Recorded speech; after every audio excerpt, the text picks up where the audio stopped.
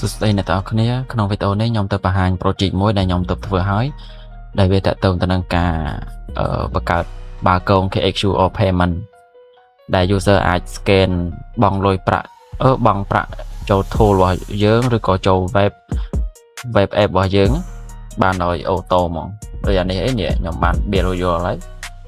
យើងអាចដាក់ជាលុយខ្មែរក៏បានលុយដុល្លារក៏បានពេលយើងឥឡូវខ្ញុំឧទាហរណ៍មួយពេលយើងចុចលុយខ្មែរអញ្ចឹងយើងដាក់ 1000 រៀលតោះមកយើងចុច generate code មកនេះកន្លែងនេះខ្ញុំមិនទាន់ដាក់ design ឲ្យវាស្អាតទេខ្ញុំគ្រាន់តែ build project តូចមួយអញ្ចឹងចុច generate មកអញ្ចឹងលើនេះវាដាក់ load 1000 រៀលហើយយើង scan ទៅ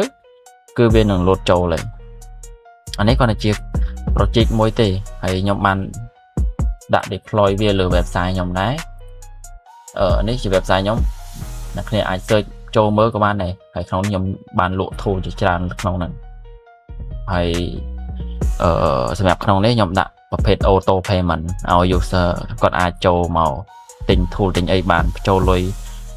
អីចូលក្នុង website ហ្នឹងបានណាអូខេឥឡូវខ្ញុំសូមទៅបង្ហាញកន្លែង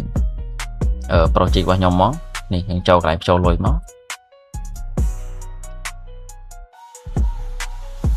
តបមកចុចចូលលុយអូខេមករៀលអញ្ចឹងយើងចុចចូលលុយទៅ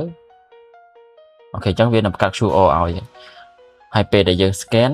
វានឹង load auto payment ចូលក្នុង website ហ្មងឥឡូវខ្ញុំសូម scan តិចអានេះវាស្គាល់គ្រប់ធនាគារយើង scan ពីធនាគារណាក៏វាអាចចូលបានដែរអូខេសូម scan តិច